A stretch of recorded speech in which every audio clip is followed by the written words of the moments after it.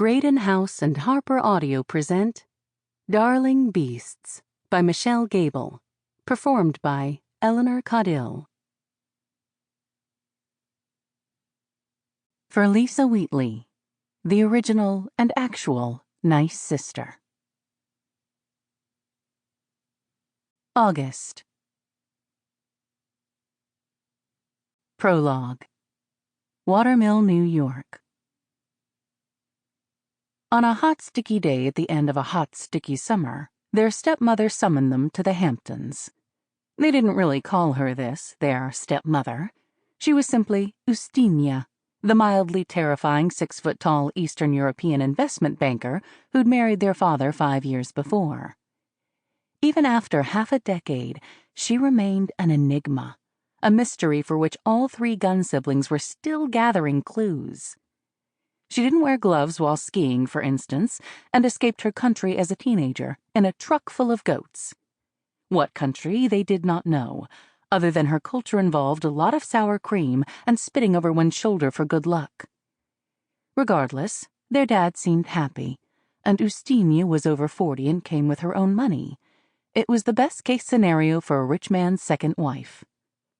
On the appointed day at the appointed time, the 3 Gunns made their separate journeys to Watermill and the 12,000-square-foot house on Maycock's Bay.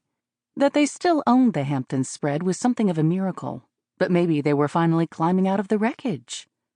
Talia arrived first and 15 minutes early, as eldest daughters and corporate labor attorneys were wont to do. She wore a navy blue logoless baseball cap and clogs. The woman loved big, clunky shoes.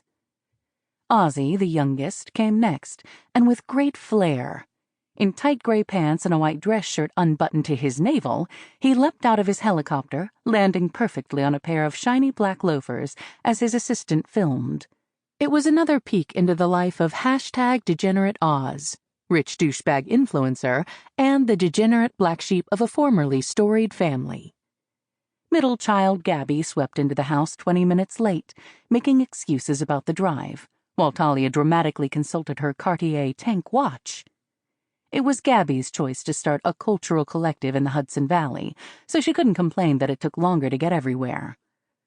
On that day, Gabby was dressed in cargo pants and a tank top, probably, though it could have been literally anything else as she wasn't one for fashion or caring how she looked. She was almost 25, a fact that would be important later.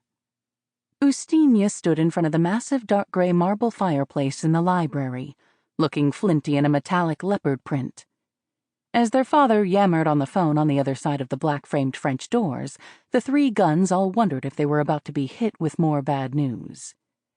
"Top brass at FD Gunn under investigation for fraud," read the initial headline. Uncle Doug had done the fraud. But as the CEO of a media conglomerate that had been in the family for generations, the light shone directly on their dad, even as he claimed to be in the dark. The courts agreed, but articles detailing the willful ignorance of Marston Gunn stung. He'd trusted his brother, same as the old ladies his brother had bilked. Eventually, Uncle Doug pleaded down, but Dad had to cobble together cash for fines and restitution. 1 year ago, he was chairman and CEO of a $15 billion market cap company that owned 90 newspapers, 50 local television stations, and a wildly successful reality network. Now he was unemployed, and FD Gunn had been sold for parts. The private jets were gone and vacation homes too. Adult children could no longer ask for money to purchase penthouses on the Upper East Side. Now the Gunns sat staring at the marble fireplace in various states of concern and angst. Whatever the news, Ozzie didn't think it'd be that awful. Dad couldn't get any broker. Talia understood there was more than one way a person could go down in flames, and she'd been racking her brain for answers, replaying every conversation over the past 3 months, searching for hints. Gabby smiled and hoped for the best. "So, when you gonna coax the big guy inside?" Ozzie asked. His sunglasses were still on. "Some of us are on a tight schedule." Talia whipped her head in his direction. "You're not staying for dinner?" "Oh, I've got shit to do." Ozzie never stayed for dinner, not when their stepmother was involved. "You Sample complete. Ready to continue?